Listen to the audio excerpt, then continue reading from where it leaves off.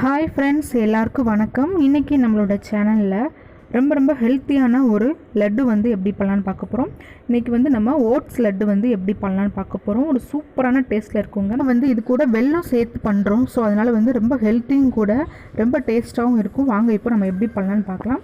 அதுக்கு நான் 1 கப் அளவுக்கு ஓட்ஸ் எடுத்திருக்கேன். அதை ஒரு கடாயில் சேர்த்துக்கோங்க. நீங்கள் லோ ஃப்ளேமில் வச்சு லைட் கோல்டன் கலர் வர வரைக்கும் நல்லா இதை வந்து வறுத்து எடுத்துக்க போகிறோம்.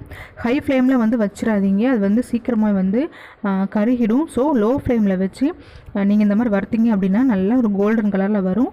அது வரைக்கும் நம்ம வறுத்து எடுத்துக்கலாம்.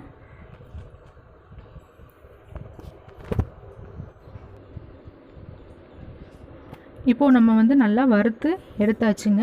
ஸ்டவ்வை வந்து ஆஃப் பண்ணிடலாம். ஆஃப் பண்ணிவிட்டு இது லைட்டாக வந்து ஆறுனதுக்கப்புறமா ஒரு ஜாரில் போட்டு நம்ம அரைச்சி எடுத்துக்க போகிறோம்.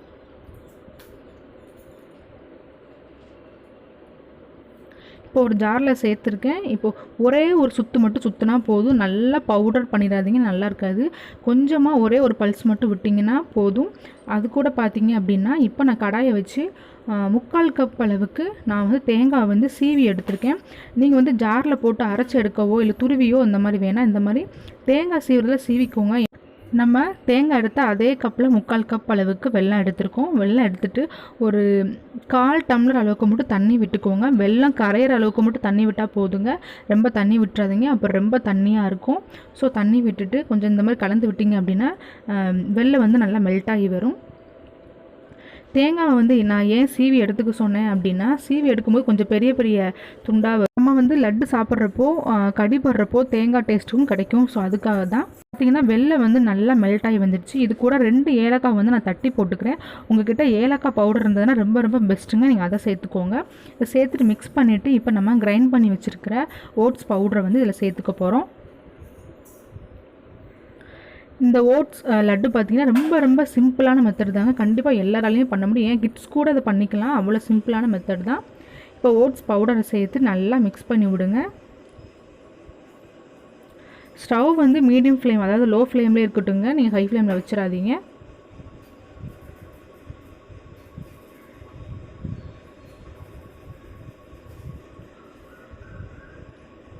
எல்லாத்தையும் நல்லா சமமாக சேர்த்து மிக்ஸ் பண்ணிக்கோங்க. 3 to 4 மினிட்ஸ் வந்து நல்லா ஸ்டவ்லேயே வச்சுக்கோங்க. லோ ஃப்ளேமில் வச்சு இந்த மாதிரி நல்லா மிக்ஸ் பண்ணிகிட்டே இருங்க.